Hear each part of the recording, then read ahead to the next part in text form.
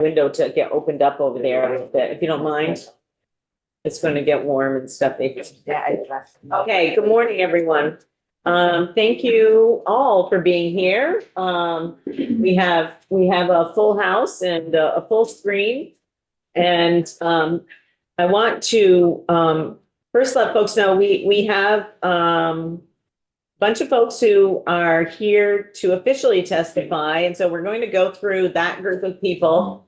And then in a little bit of an unusual move, I am going to ask if there's anybody else in the room who is here who wants to, in the room or on Zoom, who has, a brief, couple of minute kind of statement that they want to make. They will be invited to do so, okay? So the reason that we are having this committee meeting on conflict-free case management is we have a major systems change that is underway and in process. And Representative Nielsen, somebody's going to be sitting in that chair. Oh, okay. Gotcha.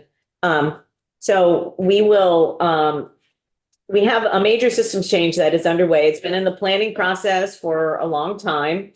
And the state issued an RFP, and we have 2 contractors that have been selected. And we also have individuals with lived experience of having a developmental disability, their family members, providers, all people who have been in the system for many years and been in a different system. As the system is changing, we want to assure that the individuals who receive services and their families and sort of the underlayment of the designated agency system, along with people receiving services, we want to understand the impact of these changes. And since they are significant, and this is sort of the beginning of the rollout, we thought like we should get to know some of the players. So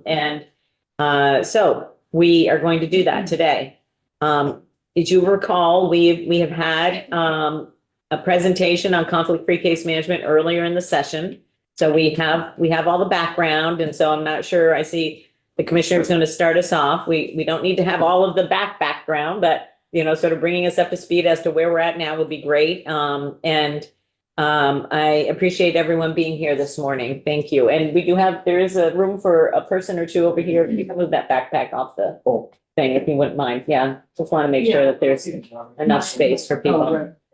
Okay, Dr. Bowen, please join us. And we have a number of people in the room who have not been here before. And so even though we have a lot of people on the screen and here today, I am going to ask that we do a round of introductions so that, particularly for the people on the screen, it's sometimes difficult to see who is in the room. So that who that it is that you're speaking with. My name is Teresa Wood, and I am from Waterbury, and I also serve Bolton, Buellscore, and Huntington. Ann Donahue from Northfield, also representing Berlin. Good morning, Dan Noyes, Representative Wolcott, Hyde Park, Johnson, and Belgrade. Hi, good morning. Eric McGuire, Representative Rutland City. Brenda Steady, East Milton, West. Good morning, Doug Bishop, Colchester's Chittenden 20 District. Good morning, Tom Niels, Representative Brandon from Forestdale. Good morning. My name is Zon Eastis. I'm from Guilford, and I also serve Brandon. Hello, I'm Esme Cole, representing Hartford. And Jubilee McDowell from Bridgeport, and I also represent Middlebury, New Haven, and Lethbridge. Hello, Ray Garofano. I live in Essex, and I also represent Essex Junction. Okay, Lori, thank you. The assistant. Jess. Jessica Bernard, Deputy Director of Payment Reform for Dale. Kelsey Stepseth, I'm the Executive Director at Northeast Human Services, which is a designated agency and also co-president of Vermont Care Partners. Good morning, Rachel Lee. I'm the Executive Director of the Counseling Service of Addison County, serving all of Addison County as a DA. Hi, Amy Johnson, Director of Government Affairs for Vermont Care Partners. Good morning, Rebecca Silverdale, Principal Assistant at Dale and a Faceton. Dr. DeVoe, Commissioner for Dale. Dylan Fraser from Waitsfield. I'm Deputy Director of Medicaid Policy with the Agency of Human Services. I've been helping the department coordinate this effort related to conflict of interest. I'm Jennifer Gardine. I'm the Developmental Disability Services Director. Max Sparrow's Outreach Director at Green Mountain Sub Advocates. They're autistic. Karen Chopper, Green Mountain Self Advocates, Ellen Berrytown. I'm Kirsten Murphy, Executive Director of the Developmental Disabilities Council. And now we'll move to the screen. I'm just going to call on people just to make it easier. Sherry. Yep, Sherry Maynard. I'm the State Program Administrator for the Columbus organization. Thank you. Teresa. Good morning. My name is Teresa Ricard. I am the Vermont State Director for Benchmark Human Services. Angela. Good morning. I'm Angela McMahon. I'm the Director of the Adult Services Division of Dale. Carlos. Good morning. I'm Carlos Hernandez, the Senior Vice President for the Columbus organization. Rick. Good morning. My name is Rick Adams. I'm the Vice President of Children's Services and Case Management for Benchmark Human Services. Jeff. Morning. I'm Jeff Nonamaker. I'm the Developmental Disability Services Division Assistant Director. And Keontae. Good morning. My name is Cheyenne T. Davis. I'm Vice President of Care Coordination for the Columbus organization. Keontae. Okay, thank you. No, I'm starting to control. Okay, welcome. Dr. Bowen, you're first up. Thank you so much for being here. Thank you. Thank you, Chairwood, and to the committee. Thank you for inviting us back to provide an update on conflict of interest, conflict-free case management. I'm going to ask the two folks from my team who are standing to each take a seat. What we're going to do this morning is provide you with an update, which we do have and can share up there if we want to walk through with us. Angela McMahon, who is the division leader for Adult Services Division, and Jen Garabedian, who is the division lead for Developmental Disabilities, will walk us through the PowerPoint, which does, to your point, include specific updates as to what is unfolding at this time. And then the wider team is here because they're all, as you say, this is a significant transition, transformation. We are the last state in the nation to come into compliance with conflict-free case management, and critical that we are successful. And so we have all our subject matter experts who've been working collectively on this to answer questions as we go forward. So I'm going to turn this over now to Angela, who will walk through some of the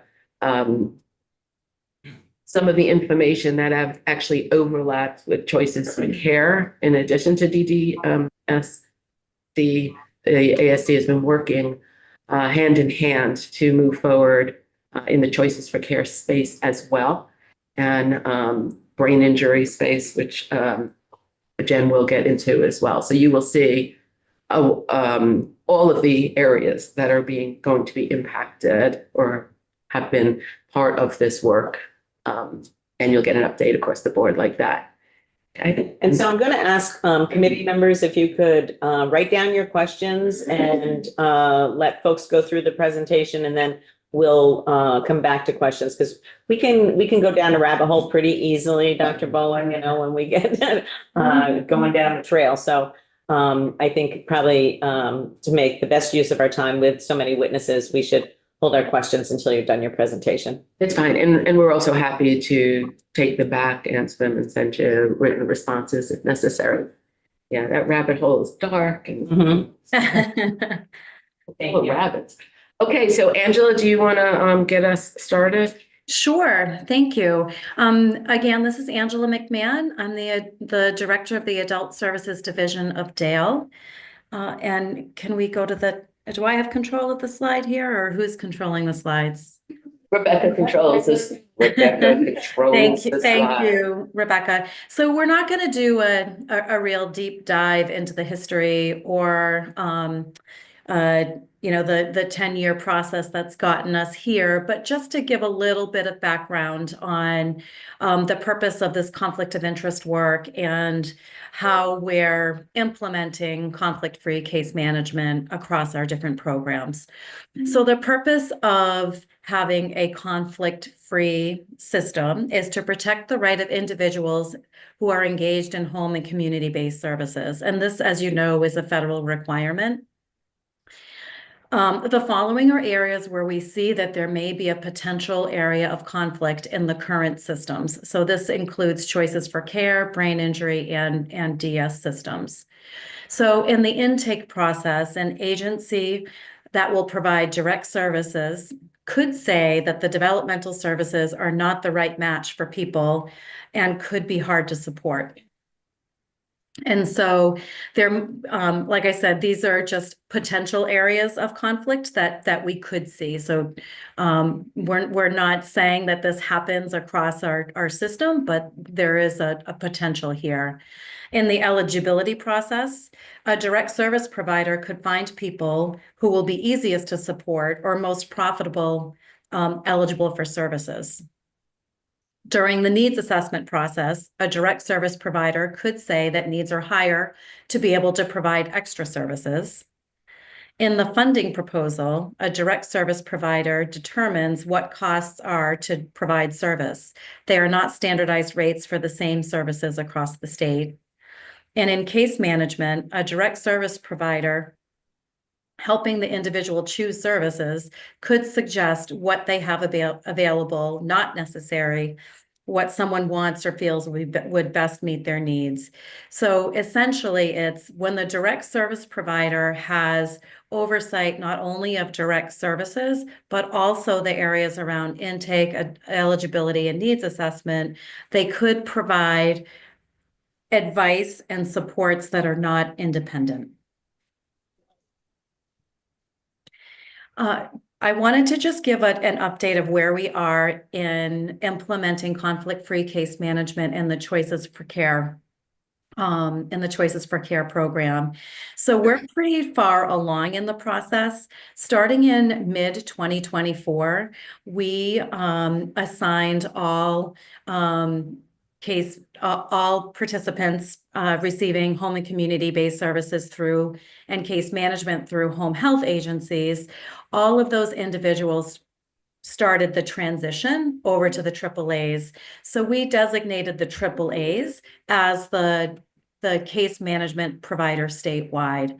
So we started the process mid-2024. So between June 2024 and June 2025, we have a little over 1,200 individuals who are transitioning from the home health agencies to the AAAs. So at this point, we have 90% of those transitions are complete. And we're just wrapping up those initial transitions. The next phase is between October 2025 and December 2025. Individuals who live in an adult family care home or individuals who receive services through our flexible choices option, they'll start having case management services added to their service plan. So they'll also transition to having a case manager through the AAA. How did we support the transition process? There was a lot of work that went into transition planning. We had many meetings between home health agencies and the AAAs so that they knew who the individuals were who were transitioning. Whenever possible, they did transition meetings with those with individuals to have a smooth handoff from one case manager to the other. There was a lot of information sharing to ensure that the new case management agency had all of the important information about that individual. So there was a lot of work done that the state facilitated around this transition planning process. We held provider forums. So ongoing, actually, we still have monthly forums for the AAAs. In the first 6 months, we had transition forums for the home health agencies as well, making sure that we were supporting the case managers who were doing the work, that they had access to us as for technical assistance and support during that process. And we're in the process of developing provider training to support this new transition of adult family care and flexible choices participants. So lots of support for the case management agencies and for the individuals who are actually making the transition. We've had communication through forums and through communication by mail. All right, so it's a little bit different for the DS and brain injury programs where, as you know, Vermont has executed 2 statewide contracts to deliver case management for brain injury and developmental disability services. So how did we do this? The state put out a request for proposal that allowed interested organizations to apply. The state decided which case management organizations will work best for people who receive developmental services and gave those organizations contracts. So based on the organizations that applied, the department chose 2 organizations to provide case management for people in Vermont. This means that people will have a choice of which agency will provide case management for them. And those case management organizations will have staff statewide. Current providers of DS and BIP will continue to deliver home and community-based services, except for the component that is case management. And the next slide. So a little bit more detail here around community engagement and outreach effort. So we held community engagement meetings. We offered community forums to explain the conflict of interest and payment reform initiatives. We provided 14 in-person meetings around the state. We had 1 virtual session, and we had individual provider agencies who hosted opportunities for Dale to discuss the changes. There were case management organization meet and greet opportunities. Dale hosted 12 events so that individuals and their family members and others could meet Benchmark Human Services and Columbus organization. We had 8 of those events in person around the state of Vermont and 4 virtual events. There was the Voices and Choices Conference, where both case management organizations had a booth at the conference that was sponsored by Green Mountain Self Advocates, and provider and introductory meetings. So some initial opportunities for designated agencies and specialized services to meet case management organizations and Vermont state directors. So a whole host of opportunities for individuals, their families, guardians to be able to meet and get to know the case management organizations, as well as an opportunity to ask questions from state staff as well. And the next slide. And these are the locations where the community engagement and the meet and greet opportunities were held. Okay, I'm going to hand it over to Jennifer Garabedian from here. I'm going to talk a little bit sort of about the transition at this point, recruitment and retention. So we have offered all of the entities, the case management organizations, the direct service providers. So when I use that term, I do mean designated agencies, specialized service agencies, and brain injury providers sort of as a collective. So we offered all of these entities grant funding to support their efforts related in this transition period. So case management organizations have been offered transition dollars to help them sort of start up their activities, and the direct provider organizations have been offered grant funding to help with different activities that we have needed of them to work through transitioning from their the designated agencies and specialized service agencies call these positions service or program coordination, the brain injury service providers called them case managers. So as some of these duties are being separated out, these case management roles and responsibilities are being separated out, there's substantial work to be done. As Angela and Chair would have said, this is a pretty big systems change. And so there's work to be done, and we've offered grant funding to help support that. Excuse me. So we want to be sure that we're helping to support the system through that process. Both case management organizations were offered the same amount of startup dollars, and the DAs, SSAs, and brain injury providers were offered grant dollars based on the number of individuals they support. Allowable uses for this funding included advertising and recruiting, staffing, overtime for some of the supports and activities that the designated agencies and specialized service agencies and brain injury providers will need to do. Staff retention bonuses, records transfer activities, things like that.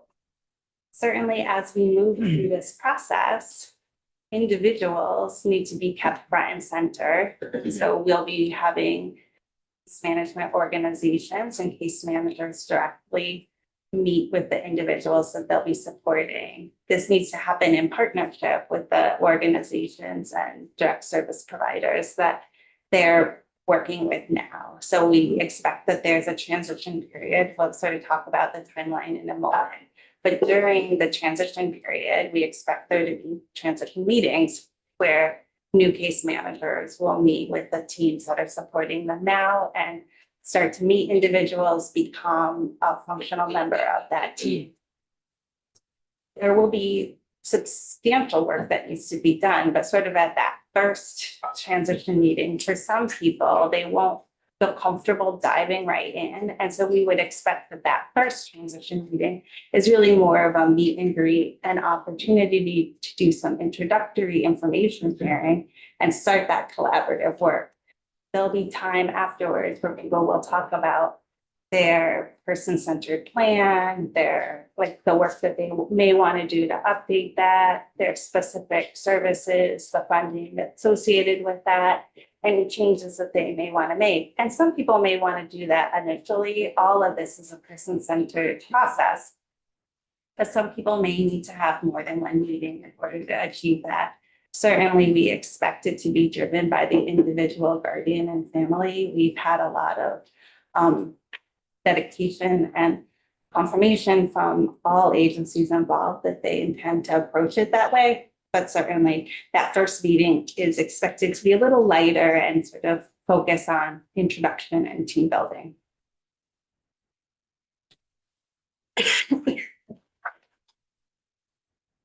As we moved around the state, one of the major questions we've had was around sort of case management organization or CMO recruitment and how that's been going. As you'll see on the screen, both organizations have hired state directors, and they're really beginning to bring on their Vermont dedicated staff. Most of them have hired case manager supervisors and are beginning to bring on specific case managers. The ultimate staffing needs won't be known until they have their enrollment numbers. That will really give them the full information they need to know how many people they need, how many case managers they need, and where in the state they need to focus all of their hiring.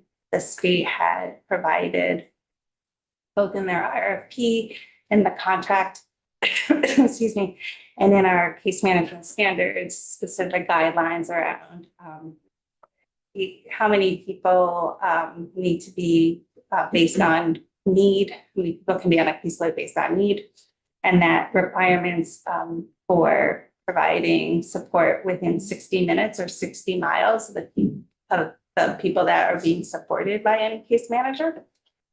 So knowing total census and geographic breakdown will help case management organizations know how many people and where they need to finalize their hiring. But they've reported that early efforts have yielded success in attracting staff.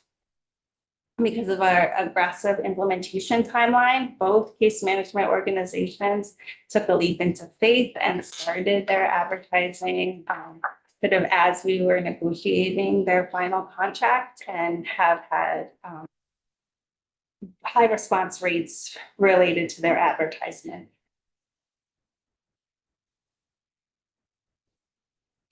Sorry.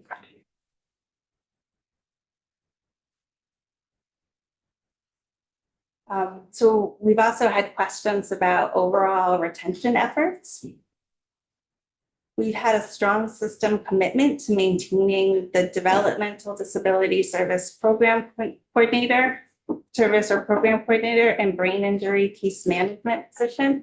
So those positions will obviously evolve as the case manager roles and responsibilities are separated out. But there'll be an evolution of this position to focus on the oversight of direct services and other responsibilities of the organization.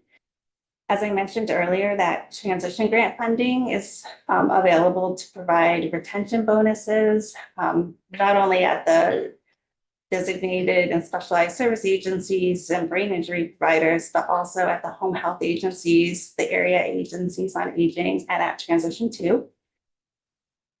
What we're expecting to find is that existing staff may be identifying their best fit within the overall home and community-based services system.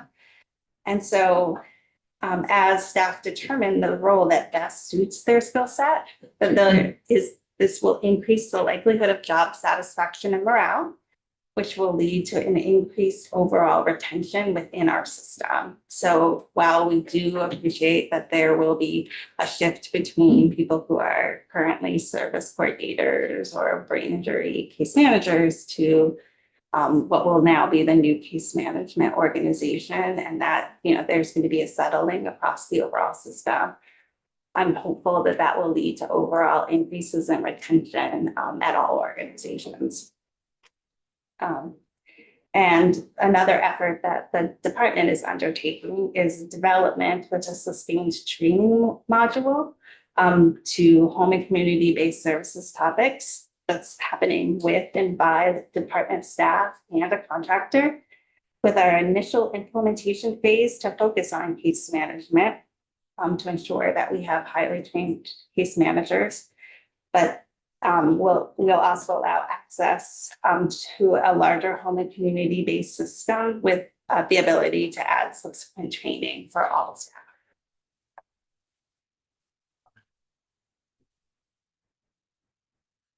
Just to sort of piggyback on what Angela said around sort of our 10-year timeline, and certainly not to sort of go too far back into the past, but to just kind of summarize where we've been with our corrective action plan. We've really been working since February of 2023 related to our conflict of interest advisory committee, implementing that, working through a systems assessment in May of 2023 with our developing and determining our structural options. We had our recommendations, which were released for public comment in December and January of 23 and 24. We had our request for information that was released about a year ago. This was a request for information related to conflict-free case management. Then the request for proposals, which led to these two case management entities being brought in September of last year. Then, you know, that brings us sort of up to our current timeline. And now we are kind of fast forwarding to our transition period, which is now. We're moving into which will lead us to our go live date of October 1st of 2025. I know. Thank you. I appreciate that kind of like mix of like excitement and fear, which leads to my mother now. So our very last page is our current timeline. So right here now in May, We've had our meet and greet opportunities for individuals. We're in our enrollment period. People are signing up. They're making what we hope is an informed choice around which case management organization they'd like to partner with. They have until the end of the month to sign up with. We have opportunities to do that through the mail. We sent information and a sign-up form to individuals enrolled in both the brain injury program and the developmental services program and their guardians. We also have an online form that they can submit electronically. For individuals who don't make that May 30th timeline, we'll have an auto enrollment process that we'll do in June to make sure that nobody falls through the cracks and that everyone gets enrolled with a case management organization and ultimately gets a case manager. We'll communicate back to individuals that they've been enrolled and with whom the case management organizations will sort of finalize their recruitment, hiring, and do their training, and use that time to do some agency level relationship building. In July, that individual transition meeting process will begin, and that transition will continue through the end of September. Again, on October 1st, we'll go live with case management. Exciting. Then October and November, we'll have early implementation and stabilization. And then we'll do our assessment and reporting sort of in beyond there. So. Next slide says thank you. Thank you. Because Dr. Bowen is teaching me social skills. I did. I said, where's the thank you? It's teaching me social skills.